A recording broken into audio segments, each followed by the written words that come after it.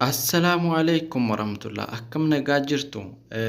Qubee aabaa caadaa guddaa fi xiqqaa kunoo armasnii kaaheen jira. Mee kana keessa qubee shanan dubbachiiftuu fi qubee jaha torba gaatii jahanaa qabadhuuti. Qubee dachaa akkamiin adda baafanna? Mee isaan kam? Yoo qubeen kamii fi qubeen kam walitti dhufan qubee dachaa ta'a. Akkasuma immoo dubbachiiftuu keenya fuuldura kaahannaa isin wanni isinirra jiru tokko tokkoon sirriitti qalbii keessaniin ija keessaniin caqasuu ilaaluu qabdan waan ta'eef sirriitti na hordofaa. Qubee dubbachiiftuu ka jalqabaa ishii kamimee qubeen dubbachiiftuu warri beektan beektanii warri hin beekne hin beektanii jecha. Qubeen dubbachiiftuu jalqabaa qubee aadha. Qubee aadha. Kunoo aan qubee guddaa fi aan qubee xiqqaa isaan kana. Kanaafuu qubee A kana maal godhuu qabna? Gara arma kaahannaa jechaadha. Achirraa buusnee qubee dubbachiiftuu A fidannee dhufnee as fuuldura kaahannee jirraa jecha. Amma immoo itti aansinee qubee dubbachiiftuu atti aanee qubeen dubbachiiftuu maaltu jira? Eetu jira jecha. Qubeen dubbachiiftuu eessa jira? Kunoo arma jira jecha. Qubeen guddaa fi xiqqaan illee olii fi gadiin walitti aanee jira. Kanaafuu isaan kana maal fida? Eessa kaahannaa? Finnee dhufnee qubee A fuuldura kaahanna. Maaliif?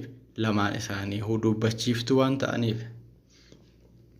Itti aansuudhaan amma immoo qubee maal fidannaa? Qubee I fidanna. Iin dubbachiiftuu waan taateef iin eessa jirti? Kunoo haa kana fuulduraa bakkee amma qalamatti isin agarsiisu kana I ka oliitis ka gadiitis I'dha.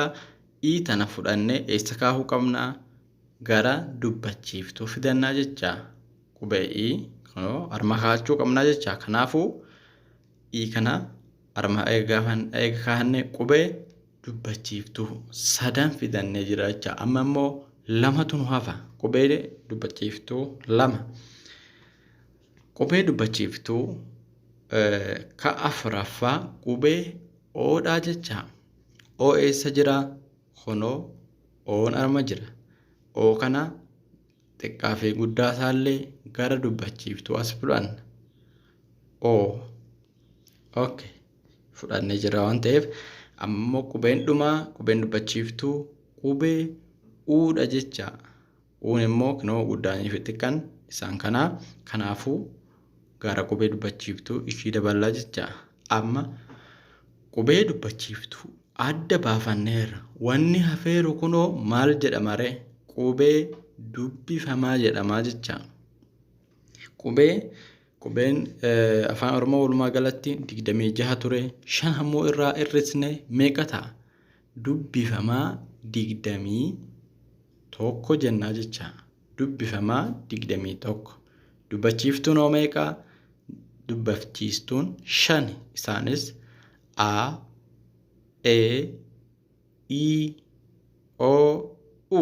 Dubbachiiftuun 5 isaan kana.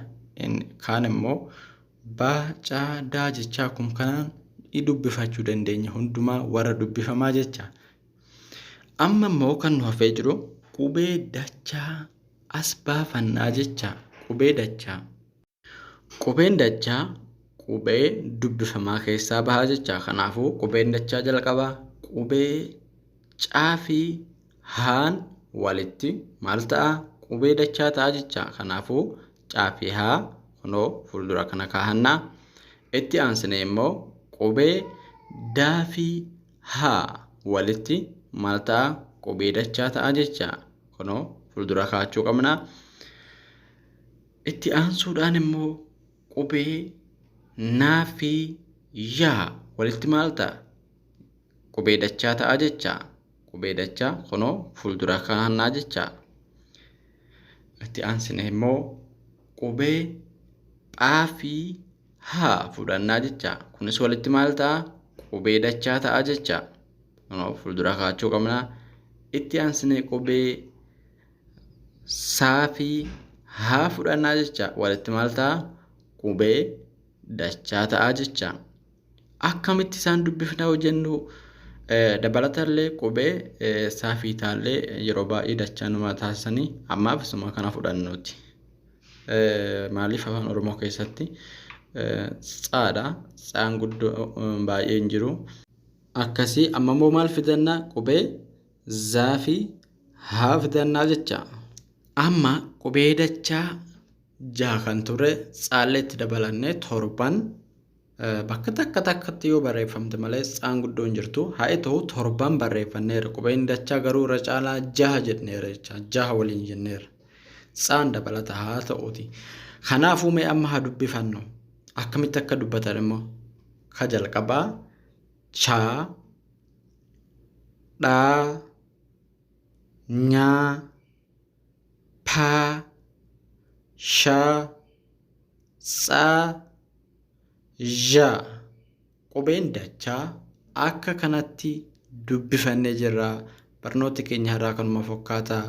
Namoota afaan Oromoo hin beekneef liinkiis ta'e viidiyoo kanas share godhuudhaan isaan biraan gahaa akka bakkuma jiranitti baratan warrooti gurubbiin ala jiranii.